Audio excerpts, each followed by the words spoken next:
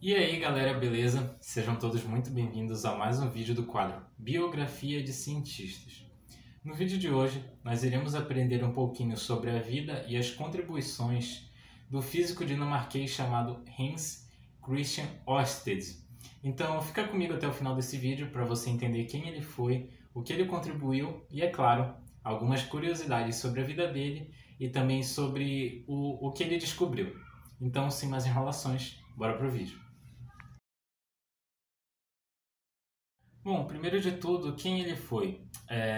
Ele foi um físico e químico dinamarquês, nascido em 14 de agosto de 1777. Ele nasceu em Rudkoin, que é um município lá da Dinamarca.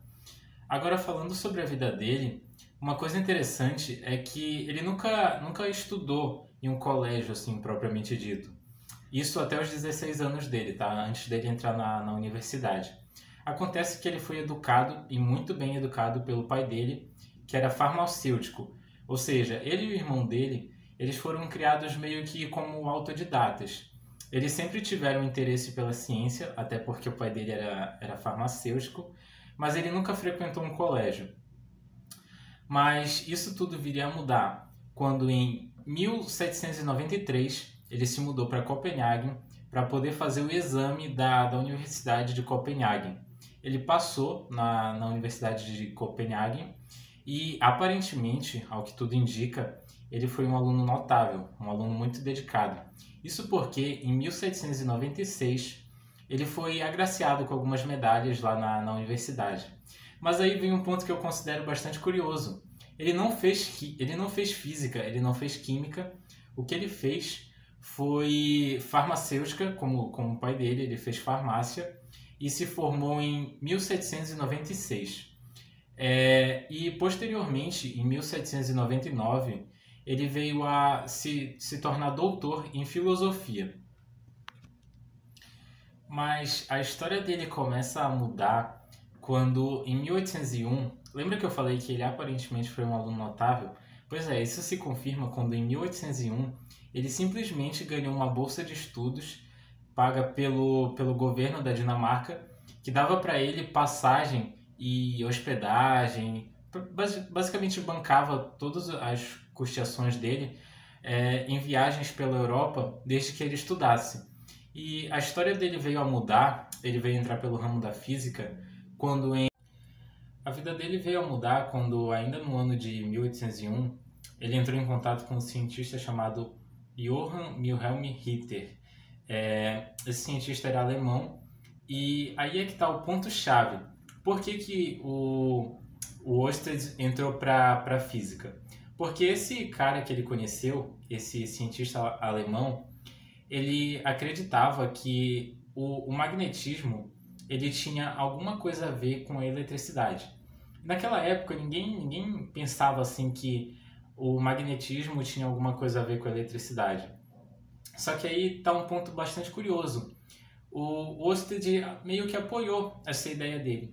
Eu suponho que, muito por ele ser filósofo, né, ser doutor em filosofia, ele sempre teve muita curiosidade e também sempre acreditou muito na natureza, nas ligações assim naturais. Então ele meio que apoiou essa ideia meio maluca assim desse cientista alemão, o Johann, e nos anos posteriores ele veio a se dedicar ao estudo da física.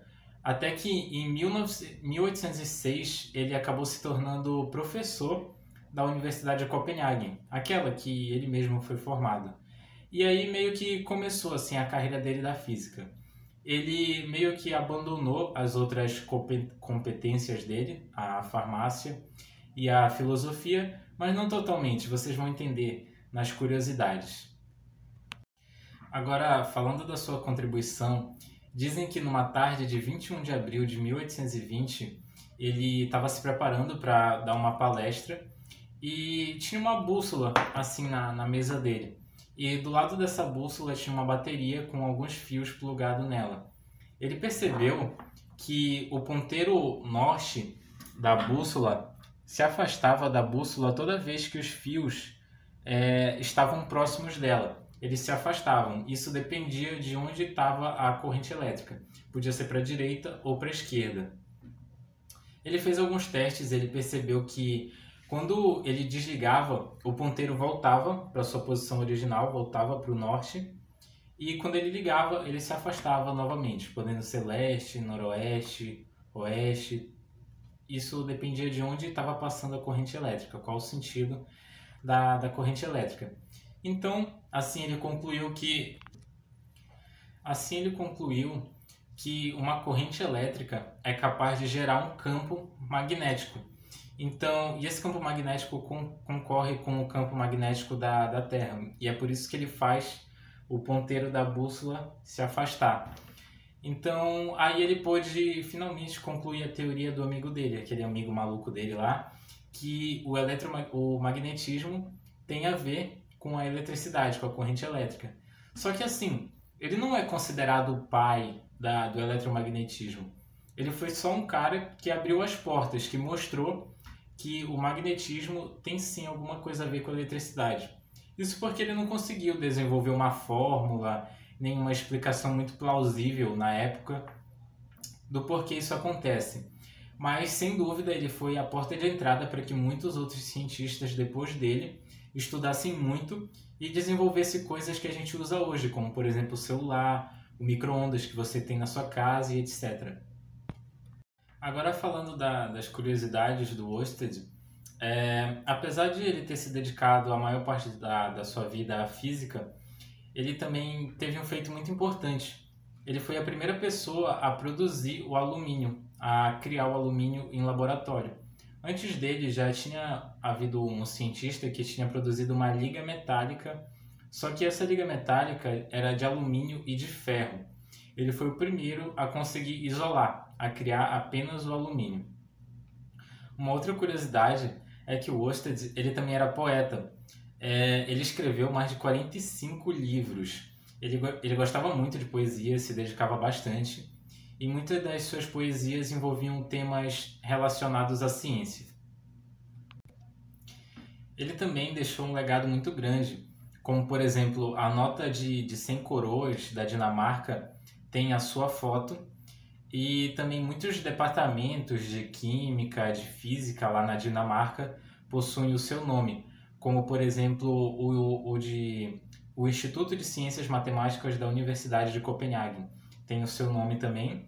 E uma curiosidade bem interessante é que o primeiro satélite dinamarquês lançado no espaço, que em 1999, também tem o seu nome, que é DNK Oersted. DNK é o nome do satélite, mas colocaram o sobrenome de Oersted.